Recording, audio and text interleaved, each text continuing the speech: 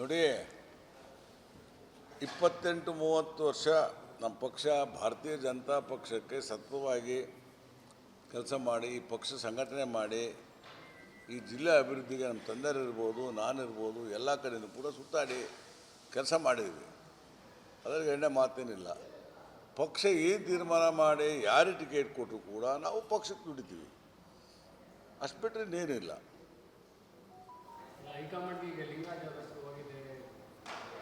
ಗೊತ್ತಿಲ್ಲ, ಹೈಕಮಾಂಡ್ ನಾನು ಭೇಟಿನೇ ಆಗಿಲ್ಲ. ನಾನು ಯಾವ ಬೆಂಗಳೂರಿಗೆ ಹೋಗಿಲ್ಲ, ಡೆಲ್ಲಿಗೆ ಹೋಗಿಲ್ಲ, ಪ್ರತಿನಿತ್ಯ ಇಲ್ಲೇ ಇದ್ದೀನಿ. ಲಿಂಗರಾಜ್ನೂ ಹೋಗಿಲ್ಲ, ನನ್ನ ಮಗನೂ ಹೋಗಿಲ್ಲ, ಯಾರೂ ಹೋಗಿಲ್ಲ. ನಾವು ಇಲ್ಲೇ ಇದ್ದೀವಿ ಎಲ್ಲರೂ ಕೂಡ. ಹೈಕಮಾಂಡ್ ನಮ್ಮ ಹತ್ರ ಯಾರ ಹತ್ರ ಏನೂ ಮಾತಾಡಿಲ್ಲ. ಅವರು ಸರ್ವೆ ಮಾಡಿಸ್ತಾರೆ. ಅಮಿತ್ ಶಾ ಅವರು, ನಡ್ಡಾ ಅವರು, ಮತ್ತು ಇವರು ನಮ್ಮ ರಾಜ್ಯ ಅಧ್ಯಕ್ಷರಾದಂಥ ವಿಜೇಂದ್ರ ಅವರು ಕೂಡ ಸರ್ವೆ ಮಾಡಿಸ್ತಾರೆ. ಅಲ್ಲಿ ಮೇಲೆ ವಿಜೇಂದ್ರ ಅವರಿದ್ದಾರೆ, ಯಡಿಯೂರಪ್ಪನವರು ಇದ್ದಾರೆ, ಬಸವರಾಜ ಬೊಮ್ಮಾಯಿ ಇದ್ದಾರೆ, ಆಮೇಲೆ ಆರ್ ಅಶೋಕ್ ಅವರಿದ್ದಾರೆ. ಕೇಂದ್ರದಲ್ಲಿ ರಾಷ್ಟ್ರೀಯ ಅಧ್ಯಕ್ಷ ನಡ್ಡಾ ಅವರಿದ್ದಾರೆ, ಅಮಿತ್ ಶಾಜಿ ಇದ್ದಾರೆ, ನರೇಂದ್ರ ಮೋದಿಜಿ ಇದ್ದಾರೆ. ಅವ್ರು ಏನು ತೀರ್ಮಾನ ತಗೊಂಡು ನಾನು ಬದ್ಧ. ನಂದೇನು ಆ ಪ್ರಶ್ನೆನೇ ಇಲ್ಲ. ನನಗೇ ಕೊಡಬೇಕು ಅಂತ ನಾನು ಎಂದೂ ಕೇಳಿಲ್ಲ. ನಾನು ಭಾಳ ಆಕಾಂಕ್ಷಿ ಅಂತಲೂ ಏನೂ ಹೇಳಿಲ್ಲ. ಪ್ರಬಲ ಆಕಾಂಕ್ಷಿ ಅಂತ ಎಲ್ಲೂ ಹೇಳಿಲ್ಲ. ಯಾರೋ ಸಿಗಬಹುದು ಅಂತ ಆಸೆ ಇದೆ ನನಗೆ.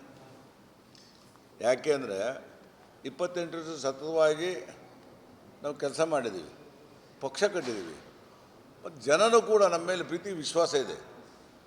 ಯಾವುದೇ ಹಳ್ಳಿಗೆ ಹೋದರೂ ಕೂಡ ಸಿದ್ದೇಶಣ್ಣ ಅಂತಾರೆ. ನಮ್ಮ ಅಪ್ಪಾಜಿಯರಿಗೆ ತಾತ ಅಜ್ಜ ಅನ್ನೋರು. ನನಗೂ ಈಗ ಅಜ್ಜ ಅಂತ ಶುರು ಮಾಡಿಬಿಟ್ಟಿದ್ದಾರೆ. ಇದೆಲ್ಲ ನೋಡಿದರೆ ಜನಗಳ ಅಭಿಪ್ರಾಯ ನನ್ನ ಮೇಲೆ ಒಲವಿದೆ. ಅಲ್ಲ, ನಮ್ಮ ಕುಟುಂಬಕ್ಕೆ ಸಿಗ್ಬೋದು, ನನಗೆ ಸಿಗ್ಬೋದು, ಅಥವಾ ಯಾರಿಗೆ ಕೊಟ್ಟರು ನಾವು ಪಕ್ಷದ ದೃಷ್ಟಿಯಿಂದ ಪಕ್ಷಕ್ಕೆ ಕೆಲಸ ಮಾಡ್ತೀನಿ.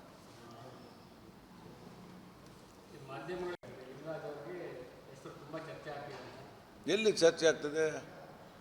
ಎಲ್ಲಿ ಚರ್ಚೆ ಮಾಡೀವಿ? ನಾವ್ಯಾರೂ ಮಾಡಿಲ್ಲ ಚರ್ಚೆ.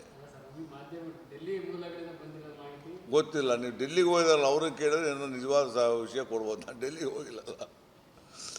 ನೋಡಿ, ನಮ್ಮ ಸ್ವಾಮಿಯರೇನೋ ಮಾತಾಡ್ತಿದಾರಲ್ಲಿ. ಡೆಲ್ಲಿಗೆ ಹೋಗಿರೋ ವಿಷಯ ಕೇಳಿದರೆ ಏನೋ ಗೊತ್ತಾಗುತ್ತೆ. ನಾನು ಡೆಲ್ಲಿಗೆ ಹೋಗಿಲ್ಲ, ನನಗೆ ಗೊತ್ತಿಲ್ಲ ವಿಷಯ. ಖಂಡಿತ ಹೋಗಿಲ್ಲ. ನಾನು ಡೆಲ್ಲಿಗೆ ಹೋಗಿಲ್ಲ, ಬೆಂಗಳೂರಿಗೆ ಹೋಗಿಲ್ಲ. ನಾನು ಡೆಲ್ಲಿಗೆ ಹೋಗಿದ್ದು ಸೆಷನ್ ಟೈಮ್ನಲ್ಲಿ. ಅದು ಬಿಟ್ಟರೆ ಡೆಲ್ಲಿಗೆ ಹೋಗಿಲ್ಲ.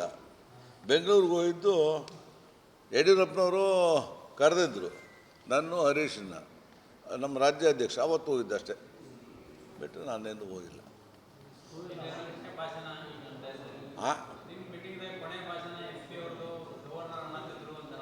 ಯಾರಂದ್ರು? ನಾನು ಕೇಳಲಿಲ್ಲ ಅವ್ರ ಭಾಷಣನ. ನಾವೇನೋ ಮಾತಾಡ್ತಾ ಇದ್ವಿ ನಾನು ಹರೀಶ್. ಏನಂದರು? ಕೊನೆ ಭಾಷಣ ಕೋಡ್ ಆಫ್ ಕಂಡಕ್ಟ್ನೊಳಗೆ ಕೊನೆ ಭಾಷಣ ಇರ್ಬೋದು. ಕೋಡ್ ಆಫ್ ಕಂಡಕ್ಟ್ನಲ್ಲಿ ಕೊನೆ ಭಾಷಣ ಇರ್ಬೋದು. ಅಷ್ಟು ಬಿಟ್ಟರೆ ಇನ್ನೇನಿಲ್ಲಲ್ಲ.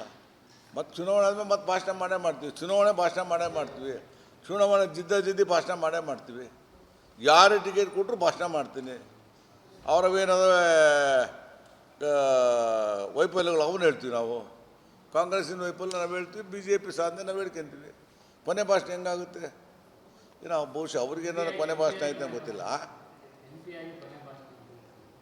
ನೋಡಿ, MP ನಾನು 26/5/2024 ತನಕ ನಾನು MP. ಚುನಾವಣೆ ಯಾರಿಗಾರ ಟಿಕೆಟ್ ಕೊಡಲಿ, ಯಾರ ಗೆಲ್ಲಿ, ಅಲ್ಲಿವರೆಗೂ ಕೂಡ ನನಗೆಲ್ಲ ಭತ್ಯೆನೂ ಕೂಡ ಎಲ್ಲದೂ ಕೂಡ ಸಂಬಳನೂ ಕೂಡ ಕೊಡ್ತಾರೆ. ಅಲ್ಲಿವರೆಗೂ ಕೂಡ ನಾನು ಡೆಲ್ಲಿಗೆ ಹೋದರೆ ಟಿಕೆಟ್ ಇರ್ತಾವೆ. ಯಾವುದೇ ಕಾರಣಕ್ಕೂ ನಾನು MP ನಿವೃತ್ತಿ ಆಗೋದು ನನಗೆ ಕೊಡದೇ ಇದ್ದರೆ 26 ಬರ್ಕೊಳ್ರಿ 5/2024 ಅದು ಮತ್ತೆ ಗೆದ್ದರೆ ಮತ್ತೆ ಸೀದಾ ಕಂಟಿನ್ಯೂ 25ನೇ ವರ್ಷದ ತನಕ ಕಂಟಿನ್ಯೂ. 20 ವರ್ಷ ಇದೆ, 25 ವರ್ಷ ತನಕ ಕಂಟಿನ್ಯೂ ಕೊಡ್ಬೋದು. ನಾನು ನಂಬ್ಕೊಂಡಿದ್ದೆ. ಕೊಡಬಾರ್ದು ಅಂತ ಏನಿಲ್ಲ. ನೀವೇನು ವಿರೋಧ ಮಾಡ್ತೀರಾ? ಯಾಕೆ ಕೊಡಬಾರ್ದು? ಮತ್ತು ನನಗೆ ಸಿಗುತ್ತೆ ಅಂತ ನಾನು ವಿಶ್ವಾಸ ಆಗಿದ್ದೀನಿ. ಲಿಂಗರಾಜು ಅಂತೀರಾ? ನನ್ನ ಹೆಂಡ್ತಿ ಅಂತ ತೋರಿಸ್ತೀರಾ. ನನ್ನ ಹೆಂಡ್ತಿ ನನ್ನ ಯಾರು ಕೇಳಿದರೆ ಅವಳದೆಲ್ಲ ನನಗೆ ಅವಳು ಖುಷಿಯಾಗಿ ವಾಟ್ಸಪ್ ಹಾಕಿಲ್ಲ ನೋಡ್ರಿ ಅಂತ ಅವಳಿಗೆ ಖುಷಿ. ಅದಕ್ಕಿಂತ ಹಿಂದೆ ಈ ಒಂದು 4-5 ದಿವಸ ಕೆಳಗೆ ಅನಿತಂದು ಹಾಕಿದ್ರಿ ನೀವೇ, ಆಮೇಲೆ ನಾನು ಹೆಂಡ್ತಿದ್ದು ಹಾಕಿದ್ರಿ, ಆಮೇಲೆ ಲಿಂಗರಾಜದ್ದು ಹಾಕ್ತಾಯಿದ್ದೀರ. ಇನ್ನೂ ಒಂದಿಬ್ಬರು ಬಿಟ್ಟಿದ್ರು ನಮ್ಮ ಮನೆಗೆ. ನನ್ನ ತಮ್ಮ ಇನ್ನೊಬ್ಬದಾನೆ ಪ್ರಸನ್ನ ಹೆಂಡ್ತಿ ಲಿಂಗರಾಜ್ ಹೆಂಡ್ತಿ ಬಿಟ್ಟಿದ್ದೀರ. ಬಂದರೆ ಹಾಕ್ಬಿಟ್ರತ್ಲಾಗ ಅವರ ಫೋಟೋ ಕೊಡಿಸ್ಕೊಂಡು ಯಾರು ಬಿಡ್ತಾರೆ ಟಿ ವಿಗಾರ ಮಿಂಚ್ತಾರತ್ಲಾಗ ಮನೆಗಳವರು. ಏನಣ್ಣ ನೋಡಿ, ಪಕ್ಷಕ್ಕೆ ಯಾರೂ ದೊಡ್ಡವರಲ್ಲ, ಪಕ್ಷ ಭಾಳ ದೊಡ್ಡದು. ಇದು ಅಂತಾರಾಷ್ಟ್ರೀಯ ಮಟ್ಟದಲ್ಲಿ ಬೆಳೆದಂಥ ದೊಡ್ಡ ಪಕ್ಷ. ಎಲ್ಲೂ ಇಲ್ಲ ಇಷ್ಟು ದೊಡ್ಡ ಪಕ್ಷ, ಇಷ್ಟು ಮೆಂಬರ್ಗಳು. ಆ ಪಕ್ಷ ಏನು ಹೇಳ್ತದೆ ಆ ಕೆಲಸ ಮಾಡೋಕ್ಕೆ ನಾವು ಸದಾ ಸಿದ್ಧ ಅಂತ ಅವತ್ತು ಹೇಳಿದ್ದು ಅಷ್ಟೇ, ಇವತ್ತು ಹೇಳೋದಷ್ಟೇ, ಮುಂದೆ ಹೇಳೋದು ಅಷ್ಟೇ. ಒಂದು 2-3 ವರ್ಷ ಮಾಡ್ತಾರೆ ಅಂತ ನನಗೂ ಅನಿಸ್ತದೆ. ಇದೆಲ್ಲ ಆಗಿದೆ, ಕೋರ್ ಕಮಿಟಿ ಆಗಿದೆ, ಸ್ಕ್ರೀನಿಂಗ್ ಕಮಿಟಿ ಆಗಿದೆ, ಪಾರ್ಲಿಮೆಂಟ್ ಕಮಿಟಿನೂ ಆಗಿದೆ, ಎಲ್ಲ ಆಗಿದೆ. ಎಲ್ಲ ವಾಪಸ್ ಬಂದ್ದಾರೆ. ಅಧ್ಯಕ್ಷರು ಯಡಿಯೂರಪ್ಪನವರು ಬಂದ್ದಾರೆ, ಅಧ್ಯಕ್ಷರು ಬಂದ್ದಾರೆ, ಬಸವರಾಜ ಬೊಮ್ಮಾಯಿಯವರು, ಅಶೋಕ್ ಎಲ್ಲ ಬಂದ್ದಾರೆ. ಅವರು ಅಂತಿಮ ತೀರ್ಮಾನ ಅವ್ರು ತಗೊಂತಾರೆ.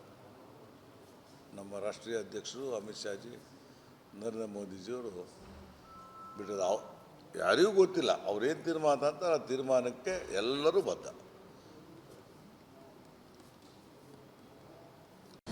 ಅನುಕ್ಷಣದ ಸುದ್ದಿಗಳಿಗಾಗಿ ವಿಸ್ತಾರ ನ್ಯೂಸ್ ಯೂಟ್ಯೂಬ್ ಚಾನೆಲ್ ಸಬ್ಸ್ಕ್ರೈಬ್ ಮಾಡಿ. ಹೊಸ ಸುದ್ದಿಗಳ ನೋಟಿಫಿಕೇಶನ್ಗಾಗಿ ಬೆಲ್ ಐಕಾನ್ ಕ್ಲಿಕ್ ಮಾಡಿ. ಲೇಟೆಸ್ಟ್ ಅಪ್ಡೇಟ್ಸ್ಗಾಗಿ www.vistaranews.com ವೆಬ್ಸೈಟ್ಗೆ ವಿಸಿಟ್ ಮಾಡಿ. ಅಂಗೈಯಲ್ಲೇ ಜಗತ್ತಿನ ಸುದ್ದಿ ತಿಳಿಯಲು ವಿಸ್ತಾರ ನ್ಯೂಸ್ ಕನ್ನಡ ಆಪ್ ಡೌನ್ಲೋಡ್ ಮಾಡಿ.